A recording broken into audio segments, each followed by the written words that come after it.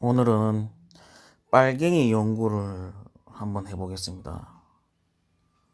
이 글은 예전 올해 2019년 1월 달에 적은 글인데 다시 한번 조금 수정해서 한 번에 한번 해보겠습니다. 저는 단연간 조선일보와 자유당 그리고 정규제 조원진 TV를 열심히 보고 있습니다. 왜냐하면 저와 같은 생각을 갖고 있는 TV를 보면은 그렇지 당연한 이야기지 하면서 그렇게 감흥이 없습니다. 그냥 당연한 이야기니까. 그런데 저와 생각이 틀린 이 사람들을 봤을 때 이런 생각을 할 수 있구나 라는 그 유토피아 같은 센세이션을 일으킵니다. 어쨌든 결론부터 말씀드리자면 진정한 빨갱이 바라기, 북한 바라기는 바로 이들입니다. 왜냐? 기승전결 빨갱이 공산주의 주체사상 연방제 통일을 외치고 있습니다. 이 사람들은. 이 사람들 장애 집회 나가면 이 말 말고는 안 합니다. 빨갱이, 좌파, 독재, 그 다음에 공산주의, 그 다음에 주체사상, 그 다음에 연방제 통일로 가고 있다. 이거 말고는 뭐 딴 게 없습니다. 오직 머릿속에는 그냥 이 단어뿐입니다. 오히려 그들이 지목하고 하는 그들의 입장에서는, 그러니까 이들이 빨갱이라고 지목하는 공산주의 좌파, 그들의 입장에서는 현재 정부죠. 현 정부, 현 정부나 이 자유당과 생각을 달리하는 사람들이겠죠. 이 사람들은 단 한 번도 빨갱이 공산주의 주체 사상을 말한 적이 없습니다. 결론은 머릿속에 이런 공산주의 빨갱이로 가득 찬 세력들이 바로 자유당과 그리고 조원진, 정규제, 조선일보 같은 자들이라는 겁니다. 제가 빨갱이 연구를 한 게 뭐냐면 진짜로 이들은 반공사상 이런 게 없습니다. 반공사상이 없습니다. 이들은.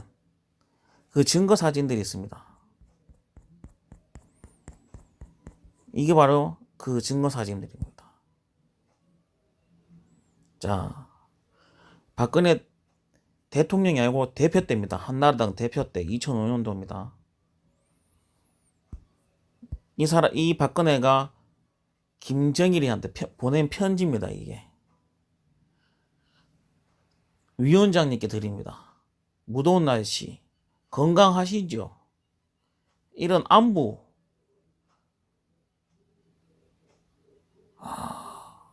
약속한 사항들이 빠른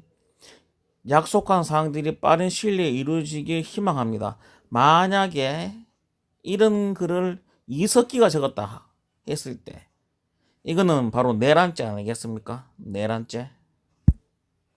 자, 그리고 나경원 지금 열심히 반공투사를 하고 있죠. 이 나경원이가 이랍니다. 의심할 여지 없는 하나의 민족이요 하나의 땅덩어리였다. 두 눈으로 확인하고 가슴으로 느끼는 북중 접경지대에서 이전에 다른 무게감이 내게 각인되었고 백두산 천지와 북녘 땅 마주하는 설레임으로 통일이라는 두 글자를 새겼다. 통일이라는 두 글자가 생겼답니다. 그리고 남북협력 등을 이야기했죠. 나경원이가. 자, 계속 하겠습니다. 이들이 정말 만약에 이 반공사상이 있다면 이런 발언들을 못하죠. 반공사상인데 공산주의 북한 보고 어떻게 이럴 수가 있습니까? 못하죠, 당연히. 그 한마디로 이들은 반공사상이 없다는 겁니다. 자, 근데 반공사상을 갖고 있는 사람은 누구냐? 반공사상과 공산주의 주체사상 단어에 취한 태극기 할매들이라고 봅니다. 이들은 이 반공, 빨갱이 이 말에 엄청 열광하고 좋아합니다. 막 열광합니다. 빨갱이란 말만 하면은 막 그 정도로 좋아합니다. 실제로 그렇습니다. 영상을 보면 알다시피 좌파 독재 빨갱이 문재인 하면은 좋아합니다. 좌파 독재 빨갱이가 정말 싫어한다면은 무서워해야 될 거 아닙니까? 근데 무서워하지 않습니다. 오히려 열광하고 맞다 크고 와 크지. 절대로 두려워하지 않습니다. 이 말에 오히려 열광합니다. 이 말에 심취했다고 보면 됩니다. 심취. 그들이 존경하는 박정희 때 7.4 남북 공동선언을 발표합니다. 처음으로 이제 남북 간의 합의를 하죠. 통일에 관한 이야기를 하고 있죠. 이때 박정희도 빨갱이입니다. 한마디로. 그리고 전두환은 그렇게 두렵고 무서운 북한 앞에 두고 전방부대 2만 명을 빼서 쿠데타를 합니다. 북한이 그렇게 무섭고 두려운데 어떻게 전방부대 2만 명을 빼서 쿠데타를 할 수가 있죠? 한마디로 반공사상은 없다는 겁니다. 또 노태우는 공산주의 대장 러시아와 중국과 교역을 하기 시작합니다. 그때부터 러시아한테는 막대한 돈을 빌려주죠. 노태우가. 그리고 북한과는 남북 기본 합의서를 작성합니다. 원래라면 이렇게 가야 정상이죠. 원래라면 이렇게 가야 정상이죠. 원래라면 이렇게 가야 정상인데 그렇지 않습니다. 근데 이런 점을 봤을 때 태극기 입장에서는 간첩 행위이고 바로 사형이죠. 사형. 이해창은 북한 보고 총 쏴달라고 돈을 주려고 했죠. 이게 참 시사한 점이 많은데 북한을 그만큼 믿는다는 거죠. 그리고 적국 수계 못 믿고 악마 같은 북한을 자국 대한민국을 보고 총을 쏴달라 하는 거는 그만큼 북한을 신뢰하고 있다는 겁니다. 저는 그렇게 봅니다.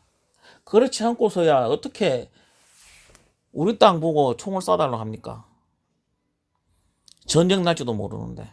근데 북한은 전쟁을 일으키지 않는다고 이해창은 확신했기 때문에 돈을 줘가면서 북한 보고 총을 쏴달라고 한 거 아니겠습니까? 이게 진짜 간첩이죠. 그리고 아까도 봤듯이 그들이 숭상하는 박근혜는 어떻습니까? 적국 수계한테 존경하는 김정일 위원장님한테 안부를 물으면서 러브레터를 썼습니다. 러브레터를. 잡아 넣어야 합니다. 한마디로 그들 입장에서는 반공사상이 없다는 겁니다. 그런데 여기서 그래서는 없는데 몇 마디 좀 더 하자면 그런데 왜 자기들은 이런 행동을 하면서 김대중, 노무현, 문재인은 이런 행동을 하면은 빨갱이라 하면서 욕을 하는 걸까요? 바로 이들만이 이 빨갱이에 대한 독점권을 갖고 있다는 겁니다. 빨갱이 독점권 또는 빨갱이 심판권 또는 빨갱이 결정권이라고 해야 될까요? 그게 어떤 의미냐면 예전에 이제 여순 사건이 있었습니다. 그때 이제 다 학살했죠. 학살했는데 어떻게 학살했냐?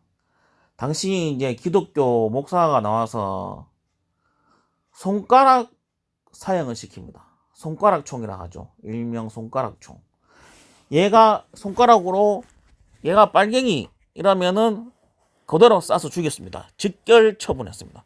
재판 같은 거 필요 없습니다.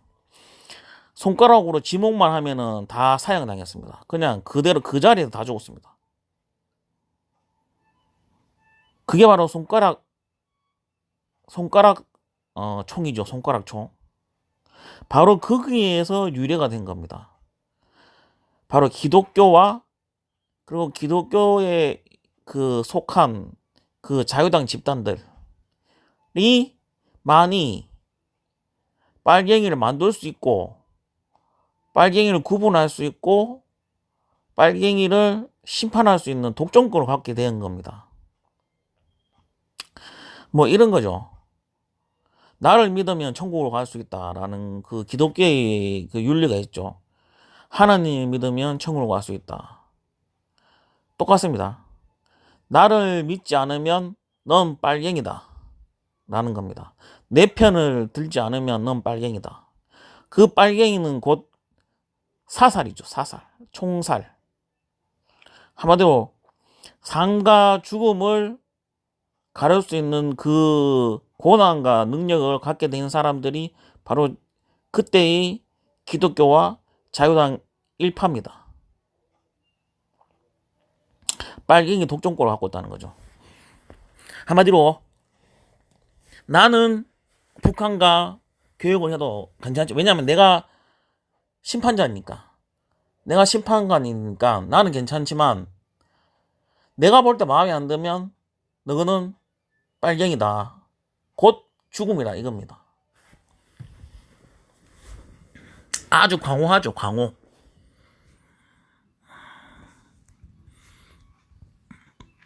자, 그리고 빨갱이 연구 2편으로 넘어가겠습니다. 일반적인 보수와 우리나라의 보수의 행보는 세계적으로 유일한 보수인데 왜 이들은 친일과 친미를 하는 걸까요? 원래 보수라면 강한 민족주의자들인데 트럼프의 백인 우월주의를 외치고 있지. 영국 국기를 흔들고 있거나 이스라엘 국기를 흔들고 있거나 뭐 태극기를 흔들고 있지 않습니다. 이 미국의 그 백인 우월주의자들은. 일본의 아베도 마찬가지입니다. 자신들의 제국주의 영광을 재현하려고 하고 독도도 저것 땅, 임나 일본서를 믿고 한반도 남부는 원래 자기 땅이라고 외치고 남의 나라 눈치를 보지 않습니다. 그냥 지금 마음대로 하고 있습니다. 지금 일본 아베도 극우죠. 극우. 이게 바로 극우입니다. 극우. 이런 걸 보고 바로 극우로 합니다. 반면 우리나라 극우와 보수는 강개토 대왕과 대조영에게는 관심이 없습니다. 왜냐? 북방은 빨갱이 동네이기 때문입니다. 고구려 발해도 전부 빨갱이입니다. 일본의 지배를 미개한 조선의 근대화라고 외치고 있고 마치 자기들이 미국, 일본의 국민으로 착각하고 있습니다. 이런 사람들이 과연 민족주의자 보수들이 맞다고 생각합니까? 저는 강한 의문이 들었습니다. 그래서 연구를 했습니다. 왜 이러는지, 또 왜 이런 자들이 우리나라의 주류 세력이고 기득권자들인지. 이 역사는 일제 식민지로부터의 폐해가 아닌가, 아직 남아있지 않나 그런 생각이 들었습니다. 저는 1등 시민이 바로 일본인이고 2등 시민이 조선인입니다. 이렇게 차별받고 35년간 살았습니다. 2등 시민의 차별을 피하고자 스스로의 나라, 1등 시민이 되는 차별받지 않는 나라의 민족의 나라를 건설하기 위해 독립운동가는 독립운동을 했습니다.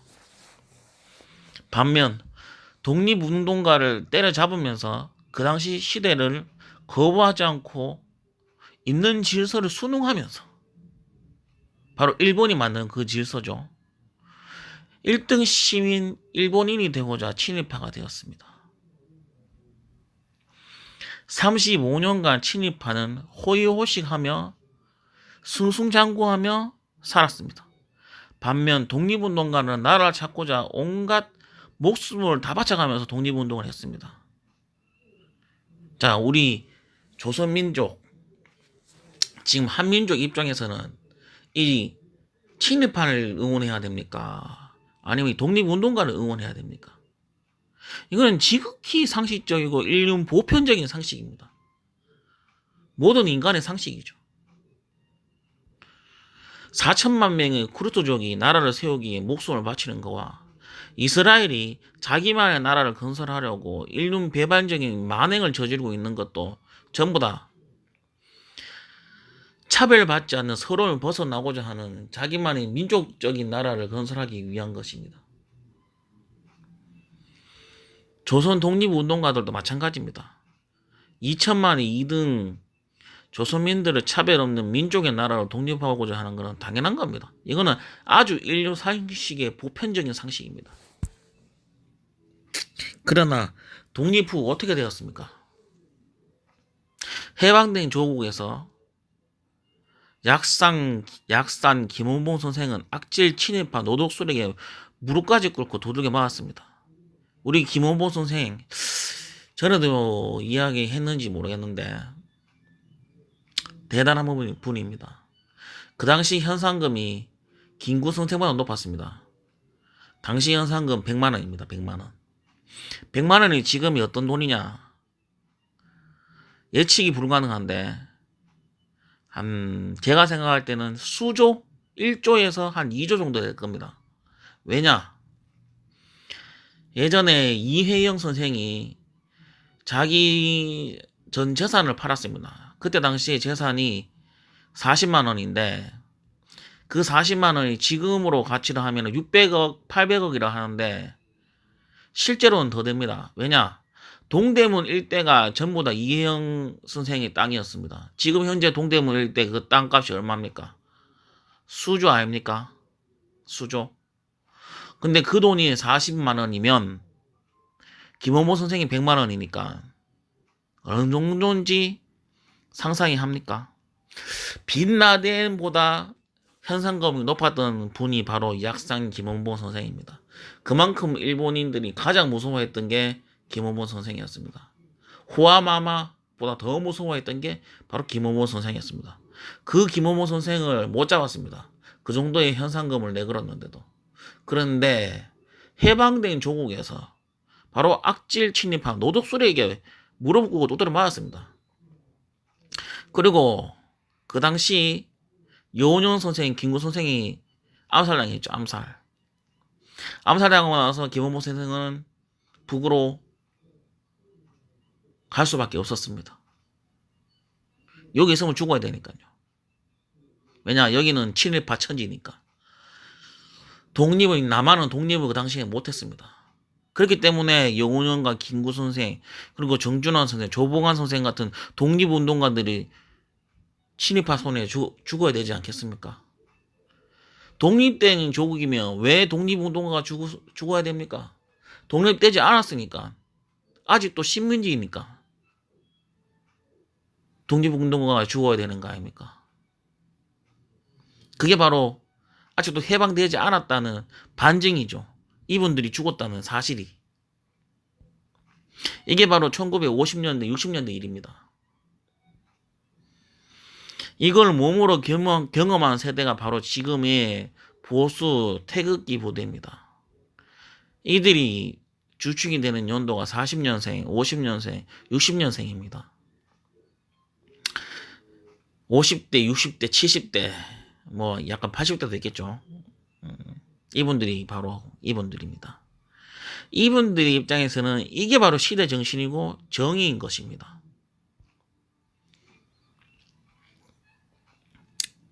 공산주의 빨갱이로 포장되어 말입니다.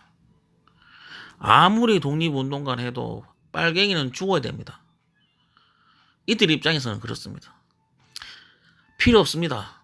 독립운동가고 민족주의자고 아무 필요 없습니다. 그냥 빨갱이는 죽어야 됩니다. 그냥 이들 입장에서는 그렇습니다. 또 아무리 민족을 배신하고 배반해도 빨갱이라고 외치고 빨갱이를 죽여라, 빨갱이를 때려잡아라 하면은 다 용서가 됩니다. 세뇌라는 게 마법 같은 게 아닙니다. 불가항력적으로 발생했을 때 인간은 스스로 타협합니다. 제 견해는 집단적 스톡홀름 증후군이 아닌가 생각합니다. 시대 정신이 독립해방 민족운동이 아니라 반공이었기 때문입니다. 그 당시 시대 정신이.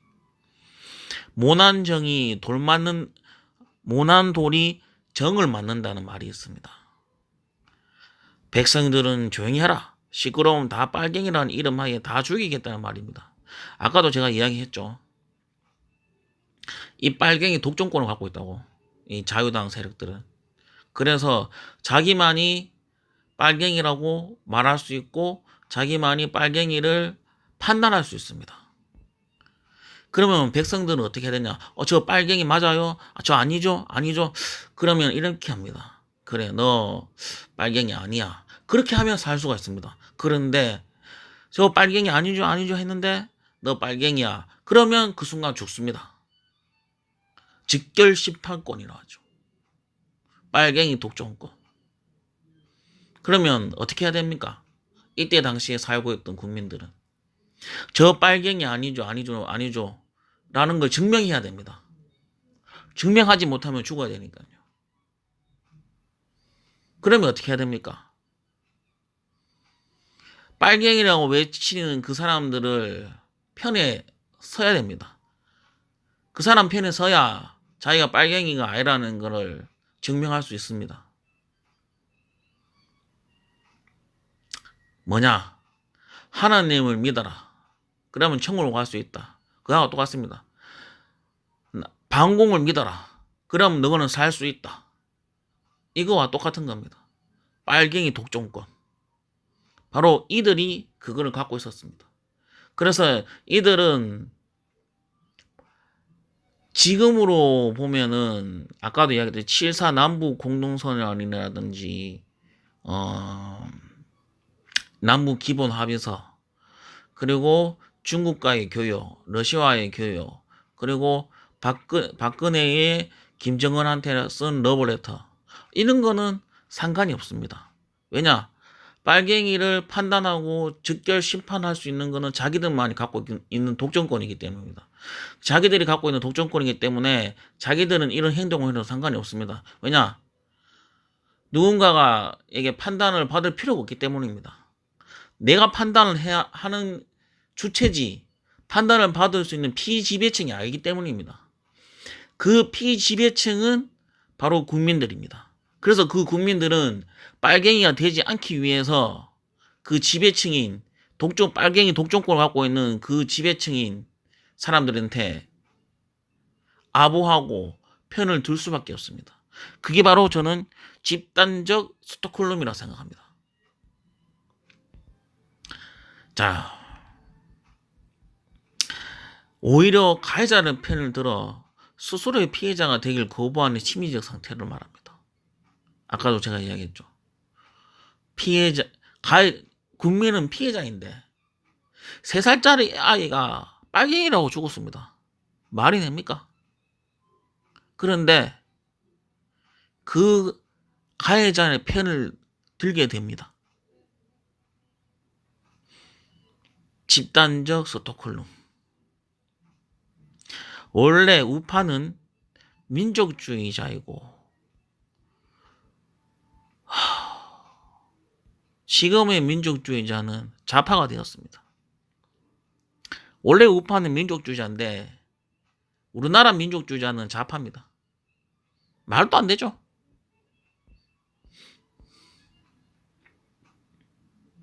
그러면 진짜 우파가 있을까요? 없습니다. 이따 치면은 지금의 정부가 우파입니다. 왜냐? 지금의 정부는 민족주의자니까요. 그러면은 우파라고 자칭하는 자유당과 그 세력들은 뭐냐? 저는 기생충주의자라고 생각합니다. 세계에 유례 없는 우파 좌파 떠나서 극우도 아닙니다. 극우도 자기 나라를 먼저지. 수구 꼴통이라 해야 됩니까? 어쨌든 토착 외구도 정답인 것 같습니다. 왜냐? 일본 편을 드니까. 한 예로 또 예를 하나 드리겠습니다. 주체 사상에 빠져있는 빠져 있다가 전향해서 우파 자유당으로 들어갔다는 국회의원들을 본 적이 있을 겁니다. 대표적인 게 하태경이죠. 그리고 세월호 망명에도 차명진이도 자기는 주체 사상에 빠져 있다가 자유당으로 들어가는 우파를 행사하는 전향했다고 합니다. 전향해서 자유당으로 들어갔답니다. 근데 왜 이 사람 주체 사상에 빠진 사람들이 왜 자꾸만 자유당으로 들어갈까요? 주체 사상에 빠진 사람들이 전향했다면서. 저는 여기에 대해서 강한 의문을 갖고 있었습니다. 그래서 또 연구를 한번 해봤습니다. 주체 사상은 우파의 민족적 개념입니다. 우파의 개념입니다. 주체 사상은. 우리 민족끼리라는 윌슨의 민족 자결주의와 일맥상통하는 우파적 개념입니다. 그런데 우리나라에서는 반공이 우파입니다. 보수이고요. 그래서 하태경이라든지 차명진이 같은 사람은 자기는 우파라고 생각합니다. 그래서 원래 주체 사상을 따랐고요. 그런데 그 주체 사상을 따르니까 좌파로 몰립니다. 나는 우파인데. 그래서 그 주체 사상을 버리고 우리나라에서만 있는 그 쑥 꼴통의 우파 개념으로 전향했다 하기보다는 그냥 자기는 우파가 되고 싶은 겁니다. 그냥 우파가.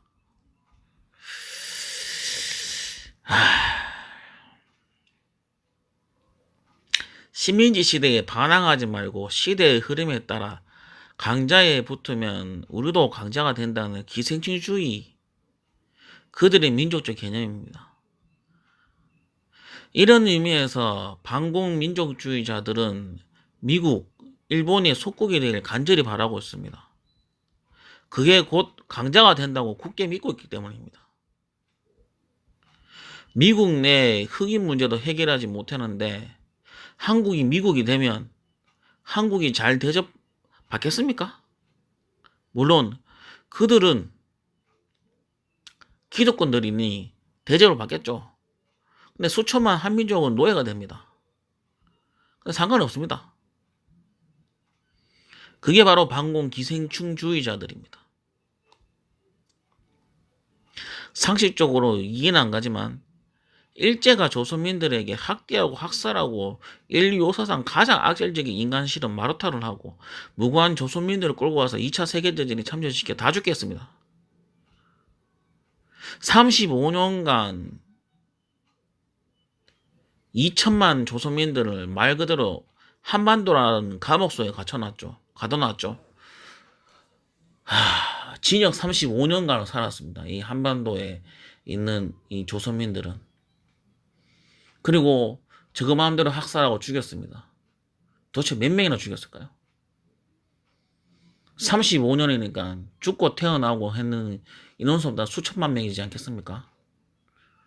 그 조선민들을, 억울한 그 조선민들의 그 한들을 어떻게 알겠습니까?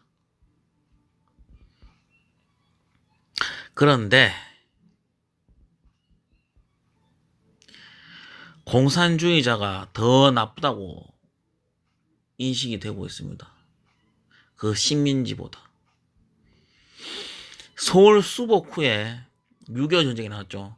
그러면 서울을 수복했습니다.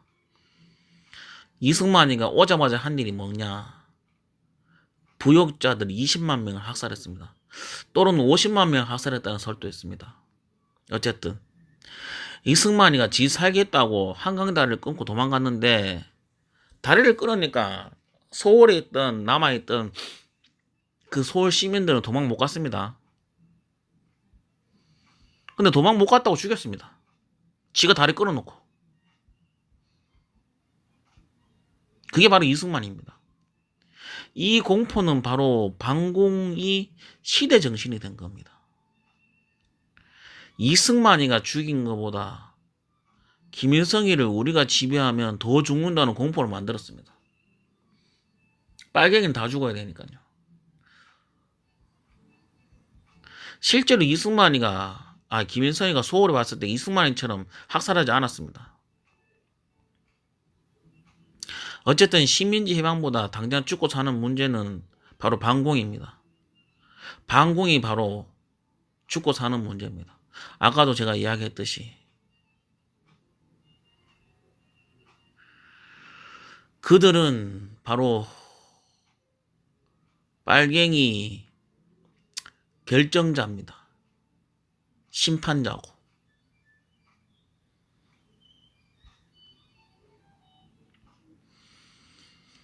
일제 식민지는 독립이라는 희망이 목표가 있었지만 독립이 되고 난 후 4.3 제주사건이나 여수사건 그리고 서울 학살 등이라는 빨갱이는 이름 하에 이렇게 무자비하게 사람들을 죽이니 집단 스톡홀름군에 안 생길 수가 있겠습니까? 불가항력일 때 피해자가 가해자는 편을 드는 바로 더 하죠. 더. 자기가 당했으니까 더 심한 가해자가 됩니다. 더 심한 가해자가, 피해자가 더 심한 가해자가 됩니다.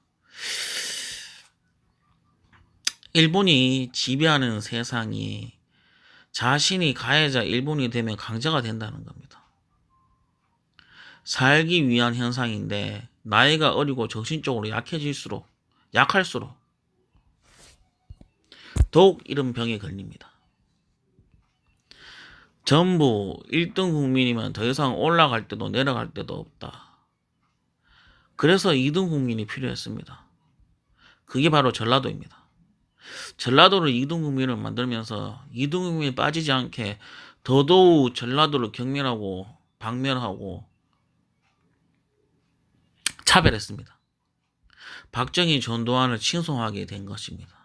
아까도 제가 이야기했듯이 전두환 박정희가 전라도를 고립시켰습니다. 그러면 따라야 되겠습니까? 안 따라야 되겠습니까?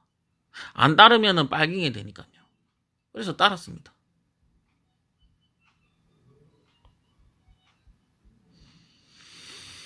피재비층 2등이 될 수 있기 때문입니다. 안 따르면 또 피해자가 될 수도 있고요. 또 차별을 받을 수 있죠. 경산도에 태어났는데 전라도 빨갱이로 추락할 수도 있는 겁니다. 나는 경산도에 태어났지만 너 전라도 빨갱이지. 그러면 뭐 전라도 빨갱이가 되는 겁니다. 내가 아무리 경산도 태어나도 그 억울함을 뭐 어디다 하소연하겠습니까? 그게 지금 바로 70년간을 지배했습니다. 이런 DNA가 현 보수 태극기 할매들에게만 있는 전 세계에서 찾아볼 수 없는 현상입니다. 본래 보수는 강자를 좋아하고 우리 민족의 옛 영광을 재현하려고 합니다. 그게 바로 보수죠. 영국의 보수도, 일본의 보수도, 미국의 보수도, 프랑스의 보수도 자국의 영광을 재현하려고 합니다. 러시아의 보수도 마찬가지죠. 예전에 스탈린 때 영광을 계속 재현하기 위해서 푸틴을 계속 뽑는 이유도 바로 여기에 있습니다. 전 세계 유일하게 남은 나라의 영광이 마치 자기의 영광으로 생각하는 게 우리나라 보수밖에 없습니다. 그래서 저는 기생충 보수라고 하는 겁니다. 이게 바로 전부 과거사, 친일 청산이 안 돼서 친일이 정의이고 강자 밑에 빌어붙어야지 그게 정의라는 의식이 깔려있다고 봅니다. 그래서 성조기를 흔들고 있습니다. 왜냐? 미국이 아부하고 미국 편을 들면은 마치 자기들이 세계 최강국이 미국인이 된다는 착각이 있기 때문에 아까도 제가 이야기했듯이 전두환이가 강자고 박정희가 강자였습니다. 그들이 빨갱이라는 반공사상을 국시로 내걸었습니다. 그들의 편을 들어야지 강자가 될 수 있고 지배층이 될 수 있습니다. 그들의 편을 안 들지 않으면 항상 당했죠. 전라도처럼. 이거와 똑같은 겁니다. 미국 편을 들면은 미국인이 될 수 있는 겁니다. 그래서 성조기를 흔드는 겁니다. 미국이 아부하고 미국 편을 들면 마치 자기들은 미국이 된다는 착각이 있는 겁니다. 왜냐? 반민족 행위, 독립운동을 때려잡을 때도 강제 밑에 보수는 항상 승리했기 때문입니다. 항상 승리했습니다. 이 사람들은. 강제 밑에 붙어있으면 항상 승리했습니다. 승리했던 역사가 있습니다. 이 사람들한테는. 아까도 얘기했듯이 보수는 옛 영광을 다시 재현하려고 합니다. 그들의 생각을 했을 때 옛 영광은 큰 세력 밑에서 아부하는 것입니다. 미국의 영광이 곧 나의 영광이라는 인식이 있습니다. 왜냐? 내가 성주기를 흔들고 있기 때문입니다. 성주기를 흔들고 있으니까 바로 미국의 영광이 나의 영광입니다. 기존의 보수는 민족주의자지만 우리나라 기생충 보수는 생각하는 민주주의자는 전부 총 맞아 죽거나 약한 존재인 것입니다. 실제로 민족주의자들은 정말 민족주의자들은 다 총 맞고 죽었죠. 김구선생, 약상, 김원봉, 그 다음에 여운형, 조봉암, 장준하 이런